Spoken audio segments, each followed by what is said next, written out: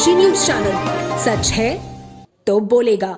प्रधानमंत्री नरेंद्र मोदी द्वारा वाराणसी से कोलकाता तक राष्ट्रीय जल मार्ग पर क्रूज एवं मालवाहक जहाजों के संचालन की शुरुआत के बाद गंगा में जल परिवहन गतिविधियों में लगातार वृद्धि हो रही है।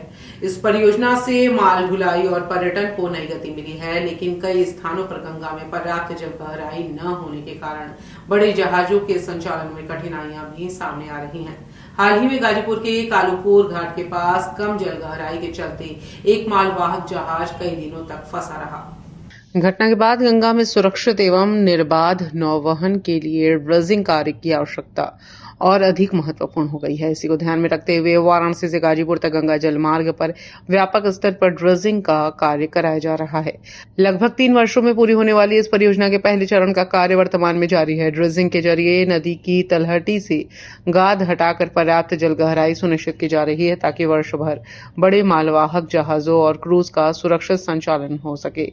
परियोजना की प्रगति और गुणवत्ता का जायजा लेने के लिए वाराणसी मंडल के आयुक्त एस राजलिंगम सैदपुर गंगा घाट पहुंचे। वहां से उन्होंने मोटर बोट के माध्यम से ड्रेजिंग कार्यस्थलों का निरीक्षण किया और संबंधित अधिकारियों से कार्य की गुणवत्ता, तकनीकी मानकों तथा प्रगति की विस्तृत जानकारी ली। निरीक्षण के दौरान inland waterways authority of India के प्रोजेक्ट डायरेक्टर संजीव कुमार भी मौजूद रहे। उन्होंने ड्रेजिंग परियोजना की वर्तमान स्थिति, तकनीकी पहलुओं और भविष्य की कार्य योजना से आयुक्त को अवगत कराया। अधिकारियों के अनुसार ड्रेजिंग कार्य पूरा होने के बाद वाराणसी से गाजीपुर और आगे के राष्ट्रीय जल मार्ग पर बड़े मालवाहक जहाजों एवं क्रूज का संचालन अधिक सुरक्षित, सुगम और निर्बाध हो सकेगा। इससे जल परिवहन, व्यापार और पर्यटन क्षेत्र को भी उल्लेखनीय बढ़ावा मिलने की उम्मीद है। ये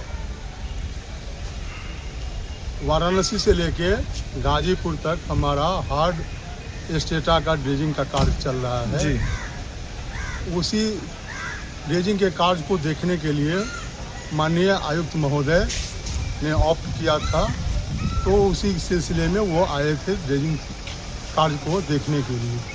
ड्रेजिंग कार्य देखने के बाद वो काफ़ी संतुष्ट होकर आगे की कार्यवाही जारी रखने का संदेश दिए। ये ड्रेजिंग किस उद्देश्य से किया जा रहा है? ड्रेजिंग जलमार्ग में जो स्ट्रगल है, यानी हार्ड स्टेटा से हम लोग जूझ रहे हैं, जिसके कारण कि पर्याप्त जल गहराई नहीं मिल पाती है, उस गहराई को बढ़ाने के लिए जलमार्ग के गहराई को मेंटेन करने के लिए ड्रेजिंग की। कब तक काम समाप्त होने की उम्मीद है? ये इसका 3 वर्षों का प्रोजेक्ट है।